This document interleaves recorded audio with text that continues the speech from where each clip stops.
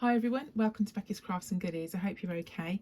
Yet another week has rolled round, so today we are going to update and upcycle, I suppose, really, this little charity shop find.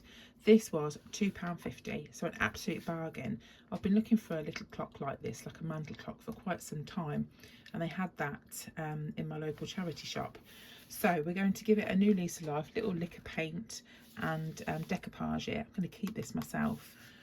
And yeah, hopefully I'll inspire you to have a go as well. So what we need to do to start with is take off any stickers, give it a wipe down or anything like that if you feel you need to. The paint that I'm using won't need any preparation, so I'm just going to use some chalk paint. This is the Lazy range from French Chic. But to start with, we need to get the screws out here so we can take the actual back and front of the clock off, because it will be an absolute nightmare to paint around it. So I'm just going to take those out and save these little screws because sometimes I lose them, so I have to make sure. Oh, that's longer than I thought. I know where I put them. I don't know why I expected that to be small. I suppose it makes sense that it's not, doesn't it? Right. Let's see what we've got in here. I'd imagine this has been on here for a long time. There we go. And there is the front clock part, and that should just pop out. Right, there we go. So we'll keep that safe to one side, and this is just going to make our life a lot easier when we're painting it. So I'm just going to give that a little wipe around there, just to sort of clean it down a little bit, and then we'll start and paint it. Now, I did actually think about doing a crackle effect on the clock, but I'm going to keep it in my living room, and do you know what? I think I'd just prefer it just like a creamy colour, so I'm not going to bother. But you can obviously do loads of different techniques. We've done the crackle before on a few other things. So it is just literally a case now of painting the chalk paint on straight over the top. All I did was give it a wipe, and that's all you need to do. We will probably need, I don't know, 2-3 coats, I would say, of chalk paint. So it's just a matter of going over it, letting it dry thoroughly, and then going over it again. And once I've got to that stage, I will show you what to do next. This is nice and dry now. I thought this blue napkin would be really, really nice. So let's pull some bits out from this. Obviously, we've not got a huge kind of space down the bottom here, so we want a napkin that's got some smaller pieces as well. What I generally do is open it out and then just kind of look and see what bits and pieces we've got. This is quite a nice bit here. That bit would probably look quite nice down there, and then I could sort of pull those bits down. Let's do that to start with. So you've seen me probably do this a million times, and we're just gonna, I'm gonna take a little bit more probably than I think I need. So I'm just getting my water and going around here, and then we're going to just use our fingers just to pull apart the napkin. So if you're new to this kind of craft, it's called decoupage, and I've been doing it for quite a few years now. It was actually one of the first crafts I started when I really started getting back into it again. It was one of the, I absolutely love it. It's one of my favourites. So let's have a look where we've got. So I'll just pull these bits out here as well. So a bit of a rule of thumb is kind of match your napkin back to your paint, unless you're actually cutting out the design itself. This will be a bit tricky to actually physically cut all out because you've got like lots of leaves and things. But we are going to do a craft, or we are going to cut sort of more precise on a craft very shortly, so I will show you that as well.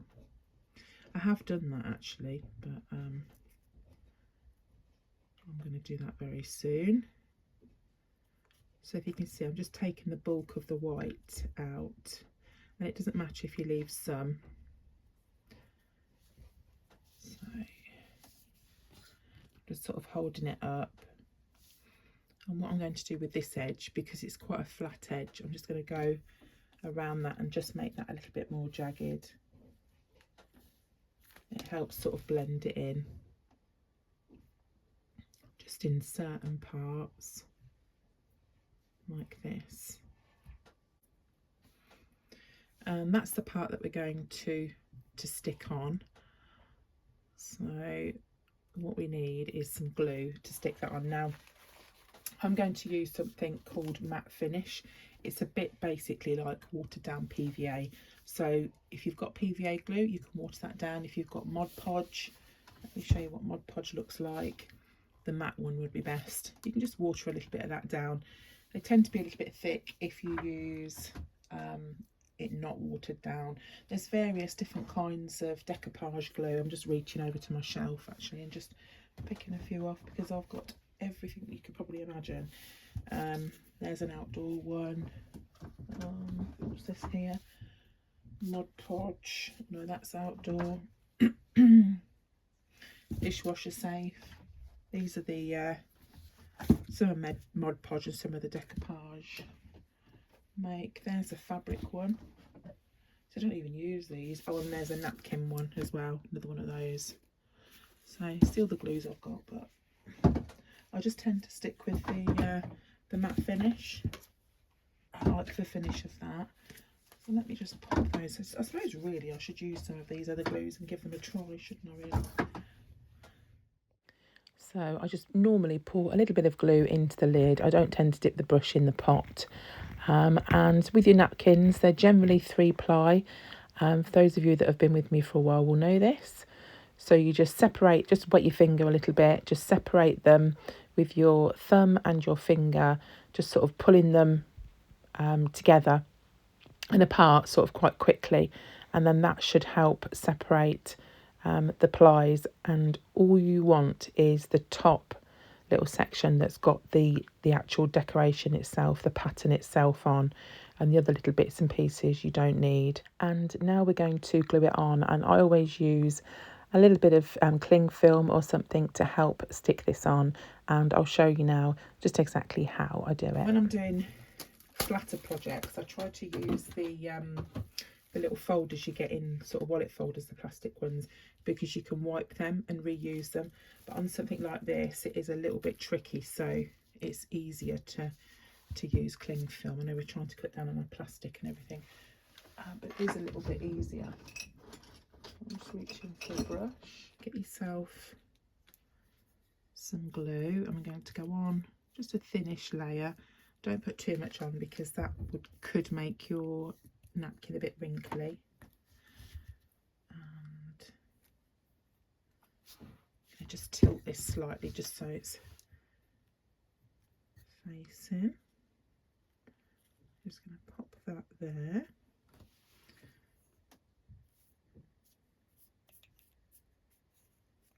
Just be careful when you're going over with a brush, because sometimes it rips.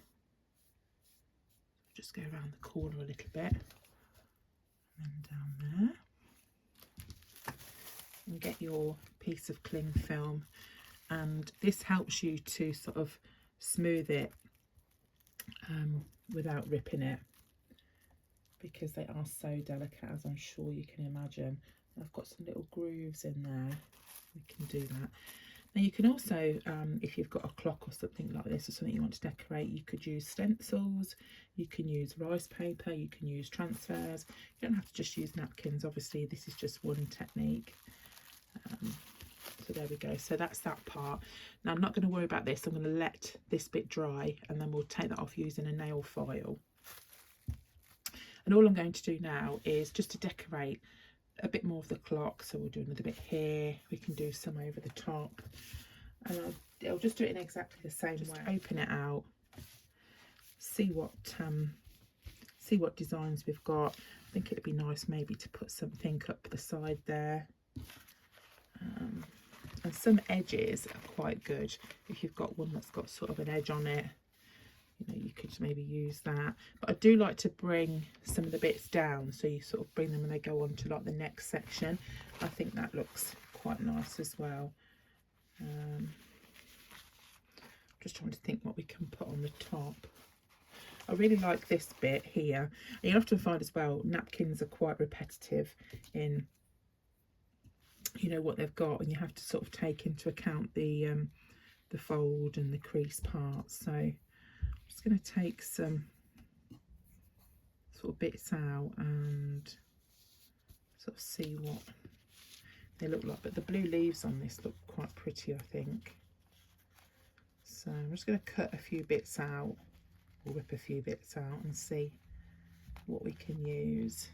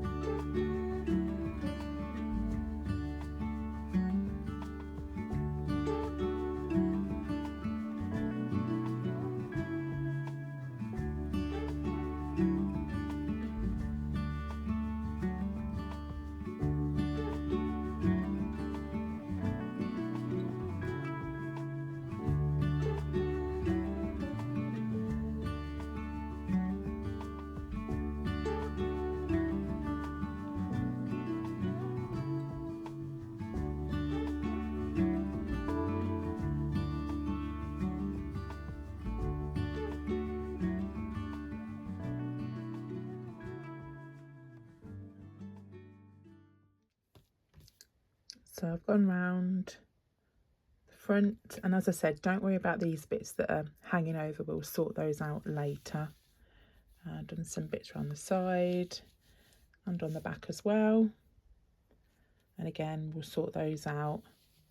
And I like to try and overlap it a little bit over the corners, and then just pop something over the edge down the bottom there. Now what we have to do is just leave it to completely dry. Don't mess about with it because you'll rip the napkins really easily. So we'll just let that dry now. When it's all dry, we can now take these little bits off, these little overhang bits of the napkin. So just get yourself a nail file and don't scrub it like that. Just sort of move in sort of motions like that, and it'll basically cut it off onto the edge that you want it to come off on, and it'll give you a nice clean finish, so around there. So I'll just do that to these little bits. Once we've done that, we can seal it, because obviously it's got chalk paint on it, so we want to seal over the top. Incidentally, I did forget to mention, if you wanted to do like a wet distress on this, then just get yourself a wipe or something, or a cloth, and just rub, before you put any decoupage on or any glue, just rub away like that, and it will sort of take some of the paint away and leave the original colour underneath. But I didn't want in the end that look on this, but that's how you do it. You can also distress using sandpaper if your item's dry, and just rub that in sections too. So I'm going to seal over the top. You can use matte finish if you want to seal over the top with that. I also like using this. This is polyvine. It's a bit more expensive. They do a dead flat finish, and then they do a satin finish, which is a little bit more shiny. So I'll pop the link for these for Amazon. But as I say, it's a little bit more expensive, but it does give a really nice finish to things. So just pour a little blob in my lid, always pop it in the lid, and I'm just going to go over with a coat.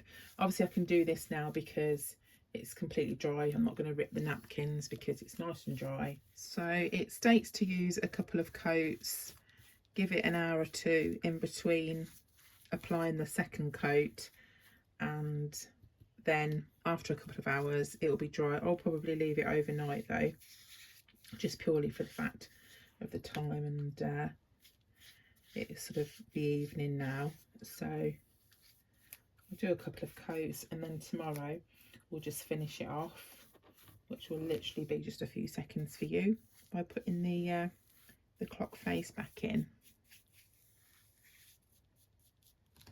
It's the next day now, and I'm just going to pop the front back on, and obviously the back as well. Just make sure I get it all in and line it up, and then I'll just pop the screws through and show you when it's all done. And that's it, we're completely all done, and I hope I've inspired you to have a go. I hope you've enjoyed watching this. If you haven't subscribed, then please hit the subscribe button. It's completely free, and we do all sorts of different DIYs and various different videos. But that's it for me. Hope you're all okay. You take care. See you soon. Bye for now.